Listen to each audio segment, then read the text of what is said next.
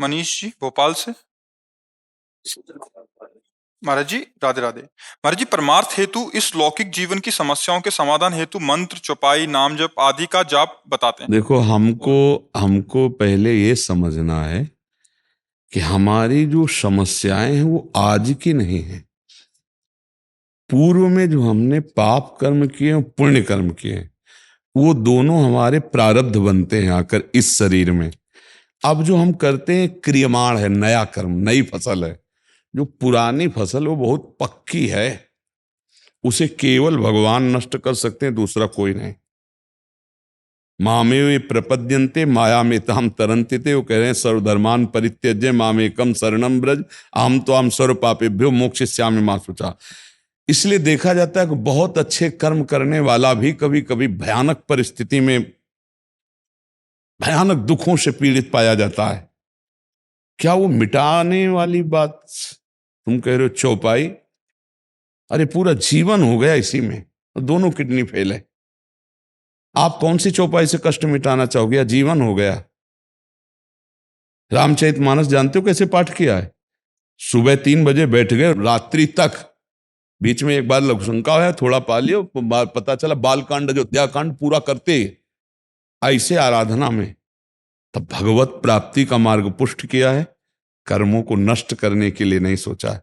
तो प्रारब्ध भोग भोग रहे। तो हमारी बात मान लो, चौपाई बोलो, नाम जप करो, मंत्र जप करो, आनंद सिंधु की प्राप्ति के लिए, और जो दुख सुख आवे सो भोग लो। उसके मिटाने के लिए खर्चा मत करो। ये मिटेगा शरीर आज, नहीं तो कल मरेगा ये। और जब मरेगा तो सब कुछ यहां का छूटेगा, और इसको मरना पक्का है। और जब तक जाना नहीं, तो ये जो बेकार किडनी है ना, इन्हीं से हम दहाड़ते रहेंगे।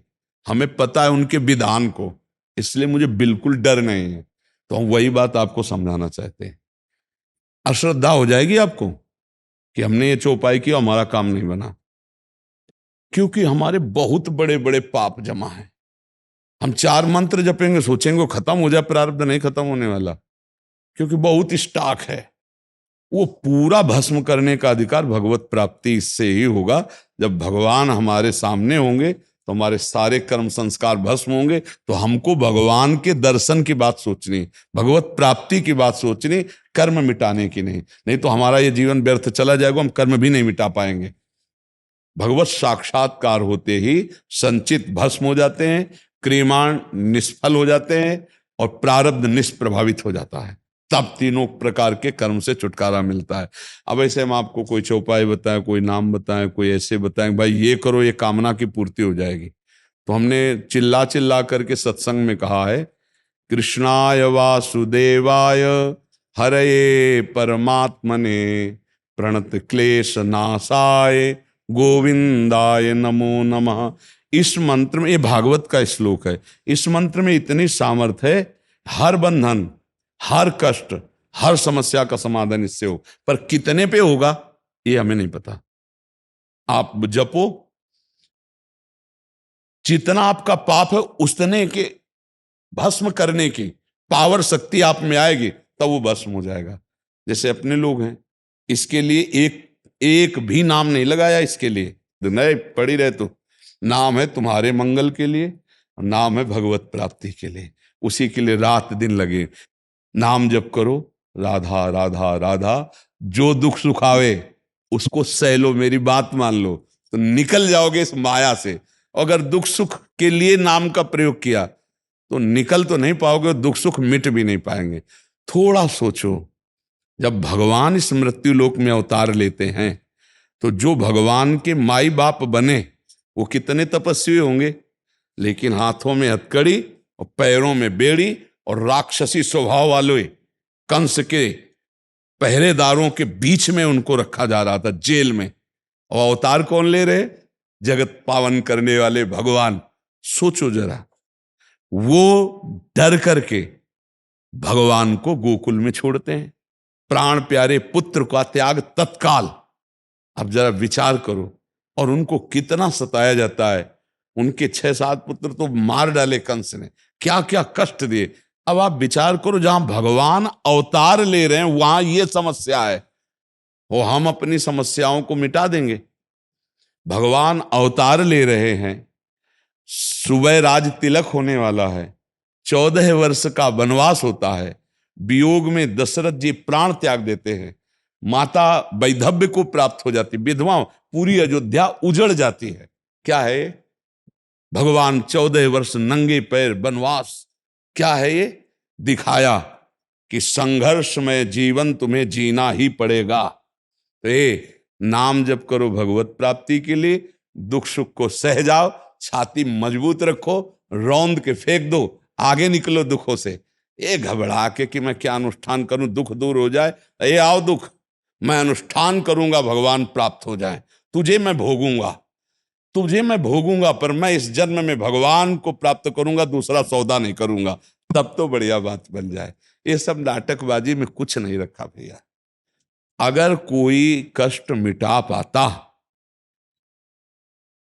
विचार करना, तो इन महापुरुषों से बढ़ के कोई भजनानंदी क्या, जो भगवान के अम्मा बप्पा बने। हम तुमको खुली बातें बता रहे, इनसे बढ़ के कोई भजनानंदी महात्मा होगा जिनके भजन के प्रभाव से अखिल कोटि ब्रह्मांडों का पिता बालक बनने आया है। वहां भी समस्या ही समस्या रही, नहीं रहे? तो हम समस्याओं को हटाने की कोशिश नहीं, समस्याओं से जूझने की कोशिश करें और भजन करके भगवान को प्राप्त करें। मुझे तो यही समझ में आया है। देखो, ऐसा देखा गया है कि आपका कैंसर हमने ले लिया, आप कैंसर रोग रहित हुए, लेकिन मेरे कैंसर हो गए, फिर उसे मुझे भोगना, ये तो हमने देखा है, इसमें हमें कोई संशय नहीं। बड़े महापुरुषों ने ऐसा किया, दूसरे का रोग ले लिया, उसको स्वस्थ कर। तो इसलिए हम सबसे प्रार्थना करते हैं, इस चक्कर में मत फंसो कि हमको कोई जादू मिल जाए, कोई मंत्र मिल जाए, कोई अनुष्ठान मिल जाए, मैं दुखों से मुक्त हो जाऊं। हम ये बात कह रहे हैं कि जिन्होंने इतना भजन किया कि भगवान जो जगत का बाप है उसको बेटा बना लिया, उनको भी संघर्ष में जीवन व्यतीत करना पड़ा।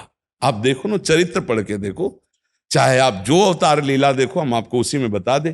तो आप भी भगवान के अंश हैं, आप आए हो इस जगत में, तो दोनों पार्ट आपको भोगने पड़ेंगे, दुख के भी सुख के भी। सुख में फूलो नहीं और दुख में भूलो नहीं, तो निकल जाओगे और भगवान को प्राप्त कर लो। ये सही मार्ग हम आपको बता रहे हैं। और आपको फुसलाना हो तो आपको बताएं, ये करो, ये करो, वो करो, कुछ नहीं होने वाला, कुछ नहीं होने वाला।